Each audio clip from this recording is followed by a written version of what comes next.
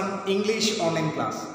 Yesterday we just started the topic A Quest for Theory of Everything, that is written by Kitty Gill Ferguson, lecturing, and he just tried to read his student, and all we just noticed that at the same time question that is the end in sight for theoretical physics.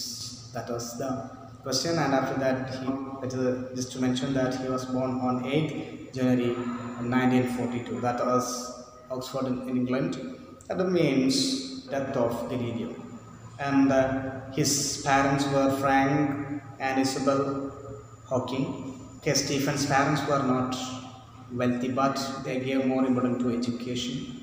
Okay, so they decided to Stephen Hawking to go to Westminster. It is a famous public school in heart of London.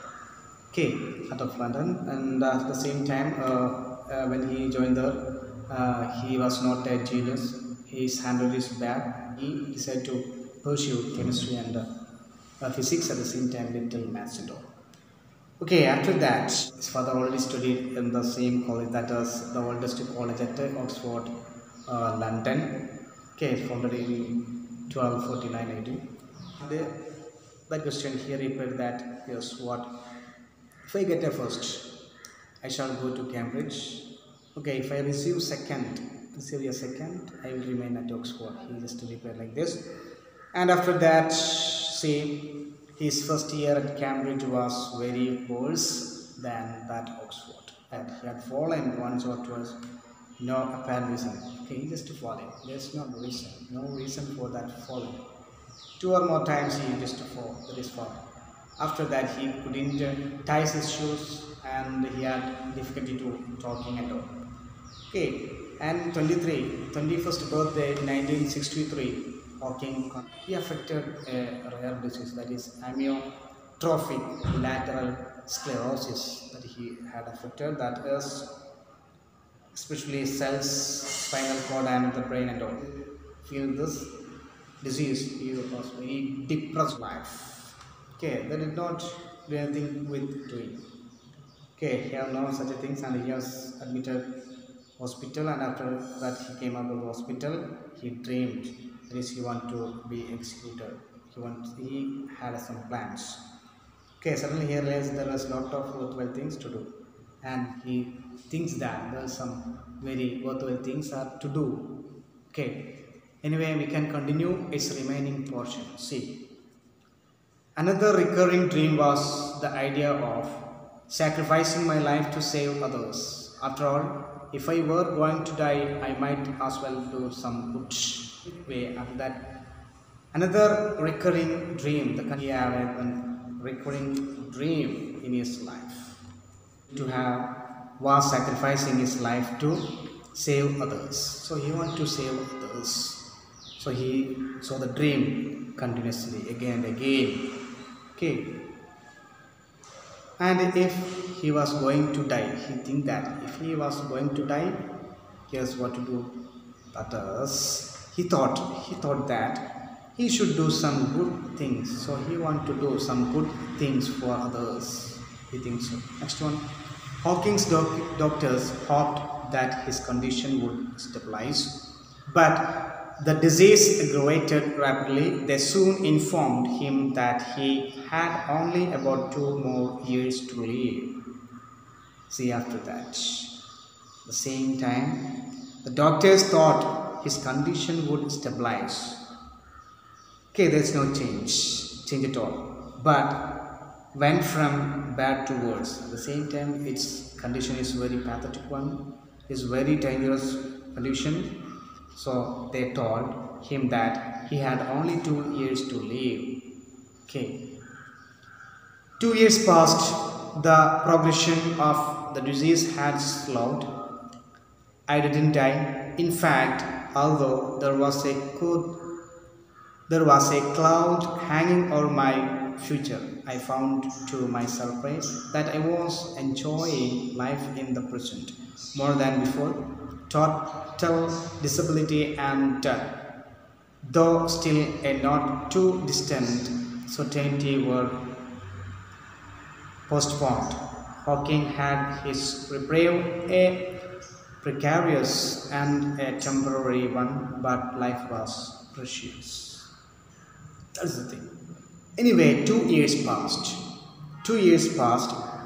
The disease slowed down. Okay, slowly down. That disease. He did not die. See, he did not die. He said that although a cloud was hanging over his future, so he has some future, that is future life. In his future life, he cannot see anything. There is cloud was hanging all over his future. What to do? He didn't do anything. Such a manner there is covered the cloud before his future. And he was enjoying the present more than before. Now he was enjoying very much more. Hawking was getting some more time to live and life was precious. So this time he expect that he want to live some more years, some more he want to live, and at the same time the life was precious. Next one, at a New Year's party at St. Albans, just before he entered the hospital for test, Hawking met Jane White. To her, disheveled graduate student seemed terribly intelligent, eccentric, and rather arrogant. But he was interesting and she liked his wit. Right? Just before Hawking entered the hospital for tests, he met Jane Wilde at a New Year's party at St. Albans. So he met Jane Wilde at a New Year party before he entered the hospital for tests. See, that's right. She thought Hawking was very intelligent. She thought about Stephen Hawking that he was very intelligent, eccentric, and rather arrogant. Okay, so she thinks so that is intelligent man. He's a serious man. Okay, such a manner she thinks about him. He was interesting and she liked his wit. At the same time, he was interesting and she liked his wit. So he always talks some, he's a talkative fellow, he always talks some wits, humor sense, that when she listened that she was liked him.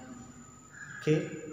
After that, when Jane met him again after his discharge from the hospital, he was really in a pathetic state. I think he lost his will to live. He was very confused. She commented. She was not, however, put off by his physical or mental condition. She was rather a shy teenager, serious-minded, with a strong faith in God, ingrained from childhood by her mother, and a belief that good can come out of any adversity. See. After that, when Jane met him after his discharge from the hospital, anyway, after that they again meet between again each other when after his discharge from the hospital. Okay, he was in a sad state. At that time he was very sad. She felt that he had lost his will to live and he was very confused what to do. She was not put off by his physical or mental condition.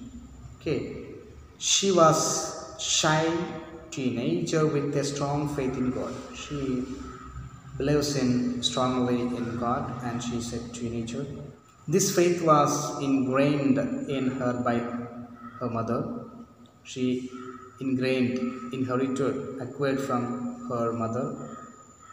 That is, she believed that anyway some goodness maybe come to her life. Next one, Hawking admired her optimism and their friendship developed slowly. After a while, the two began to realize, in Jane's words, that together we could make something worthwhile for Stephen.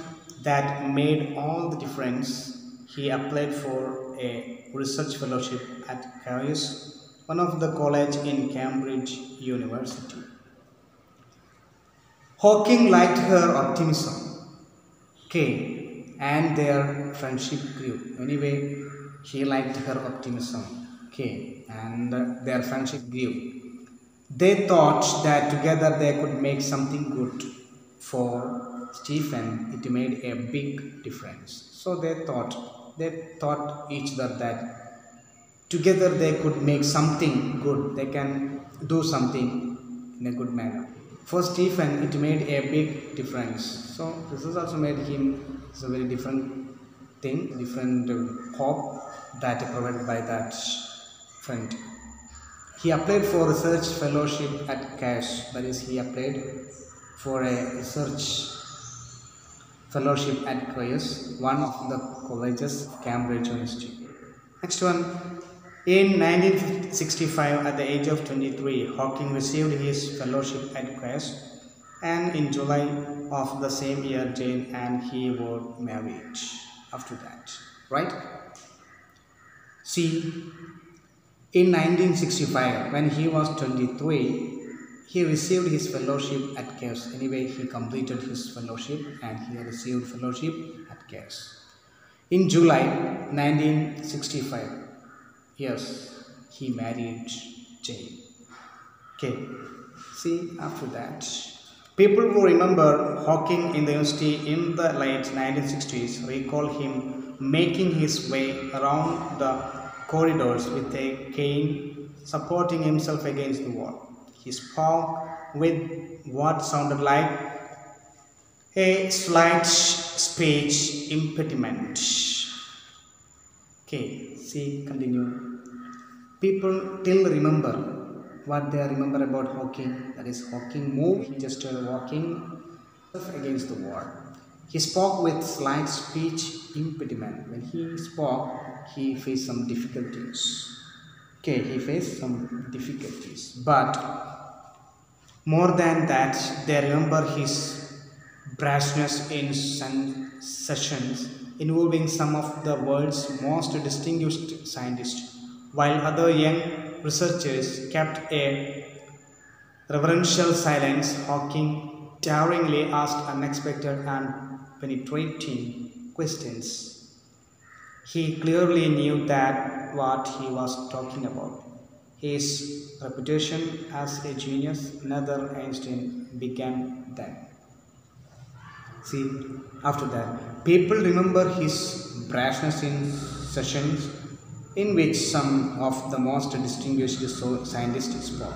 So he speaks very intelligently when he just takes any, when he was very intelligent questions to the distinguished scientist spoke. When he spoke, just he like intelligent distinguished scientist, yes, he speak. While other young researchers kept silent. At the same time, when he started to talk, the young scientists, they kept silent. Hawking daringly asked unexpected questions. He knew what he was talking about. At the same time, he asked them some doubts, some questions regarding the sessions. That is, he just asked them talking about, that is, he knew what he was talking. He was asking them, very well about those things. His reputation as a genius and another Einstein began then. When he just interacted like this, called him what he was a genius and another Einstein began then. He said like this. Okay, see? That's right. Next one, in 1980, and practical need for funds launched him into a new enterprise that was to have a far-reaching impact on the Hawkins and others all over the world. He thought of writing a book about the universe, about the most interesting questions that he had made him want to study cosmology and quantum theory. Okay. Anyway, after that, right? 1980, a practical need for funds made him start a new enterprise. So he wanted to start a new firm, new enterprise. Okay. So he wanted to raise some funds for that. It was to have a far-reaching impact on the Hawkins and others in the world. So it was a very huge one. Okay, he have a far-reaching, that is impact on the Hawkins and others in the world, so he couldn't. But he thought of writing a book about the universe. So he won. After that, he thought about why I cannot write a book about universe. He thinks so. He wanted to write about the most interesting questions that had made him study cosmology and quantum theory. At the same time, he wanted to write the most interesting questions that had made him study cosmology and quantum theory. Okay, this is the main theory is cosmology and quantum theory. He want to express, that is, he want to explain it in a detailed way. See, after that what happened, right? Where did the universe come from? The questions are, he asked some questions. Where did the universe come from? Is the universe infinite or does it have any boundaries? Will it come and end? If so, how? Is there a complete theory of the universe and everything in it? Is there a beginning of time? Could time run back? The book begins by rewinding the great theories of the cosmos from Newton to Einstein. He wrote the book to make science understandable to non-scientists. See, after that, right? That is, he want to write a book. So in that book, the most of the questions that had made him study cosmology and quantum theory. So he asked some questions. First one, that is, where did the universe come from? Okay, where did the universe come from? Is it infinite? Does it have any boundaries? Will it come to an end? If so, how, in which way? Is there a complete theory of the universe and everything in it? Is there a beginning of time? Could time run back? The book begins by recounting the great theories of the cosmos from Newton to Einstein. So this is all the things that we discussed, cosmos from Newton to their theories discussed, especially by asking these questions. His purpose to writing the book was to make science understandable to non-scientists. So his main aim, the purpose is to write the book, that is to make scientists understandable, very simple, understandable to non-scientists, that is ordinary people too. See next one. He completed the first draft in 1984. While the revision process was going on, he made a trip to Switzerland. There he was down with pneumonia and was left on a life support system. See, he completed the first draft. Anyway, he completed his writing, his first draft in 1984. As he was revising it, he went to Switzerland. When he just revising that book, he went to Switzerland. There he caught pneumonia and was on a life supporting system. At the same time, he had affected pneumonia, that is also affected his life system too. Doctors gave choice as to whether a tracheotomy operation which would remove his windpipe should be conducted or not. It might save his life, but afterwards he would never again be able to speak or make a vocal sound. With grave misgivings, Jane consented. Doctors suggested a tracheotomy operation. They suggested we need a tracheotomy operation. This would result in the removal of the windpipe. So that operation of the result would suggest that is the removal of his windpipe.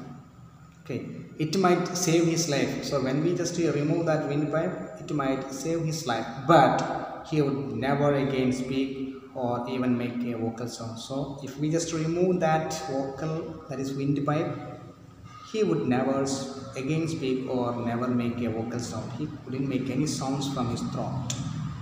Okay, vocal sound he couldn't. Okay, Jane with reluctance consented. Anyway, with the reluctance, She is never considered this anyway. She consented to do that operation. Okay, right? The future looked very bleak. Jane remarked Hawking could no longer breathe through his mouth and nose, but only through a permanent opening made in his throat. After many weeks of intensive care, he went home to join Jane and his 3 children. Okay, right? Hawking could no longer breathe through his mouth and nose. So after this operation, he could not longer breathe through his mouth and nose. So a permanent opening was made in his throat. For his inhale and exhale, for that they made a permanent opening in his throat. Okay, next one. After many weeks of intensive care, he went home to Jane and with his children. He was still too weak and ill to continue his research. Walters, a computer expert in California, sent him a program he had developed called the equalizer, which allowed Hawking to select words from the screen. After many weeks of intensive care, he went home to Jane and their 3 children. So they had 3 children. With them, they went to their own home to join Jane and their children.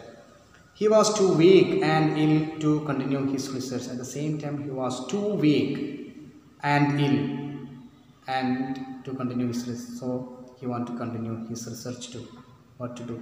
And Walters, a computer expert in California. So what does he say? Computer expert in California.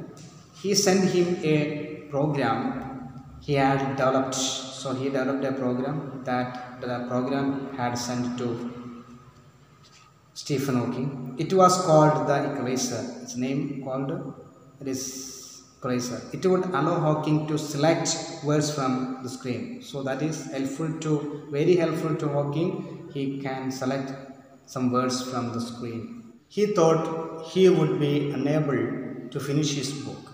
So he thought himself that is he would not be unable to finish his book. So he thought himself that be unable to finish his book. He thinks so. Okay. With the support of his student brain, which A Brief History of Time was published in 1988, September 2005. So the release of an abridged version of the original book. This version was updated to address the new issues that had arisen due to further scientific developments. Okay, see, right? After that, with the support of his student Brainwich, A Brief History of Time was published in 1988. See, in September 2005, an abridged version, the original book was published. This version was updated to include the new issues that had arisen due to further scientific developments. Okay. Next one will encounter a multitude of paradoxes in the book. In science and with people, things are often not what they seem, and prices that ought to fit together refuse to do so. You will learn that beginnings may be endings. Cruel circumstances can lead to happiness, although fame and success may not. See after that. Anyway, he want to publish some books. Yes. So here there are number of books that he published in. Things are often what they seem, and pieces ought to fit together refuse to do so. Anyway, they encounter a multitude the paradoxes of the books, and they tried to publish that. and pieces that ought to fit together refused to do so. But they didn't do that. Things they are expressed or explains through this. Okay, in the book we can see number of paradoxes. Okay, you can see in this book there are more and more paradoxes are there. Okay, that is some differences. Okay, that is in science and with the people, things are often not what they seem. Okay, in these things one paradoxes are there. That is first one, science and with the people, things are often not what they seem.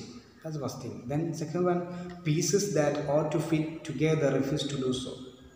Pieces, okay, that never connected closely with each other. Okay, that is the second one. Then another one, you will learn that beginnings may be endings. Okay, often we just learn what the beginning may be the endings. Okay, the beginnings may be endings.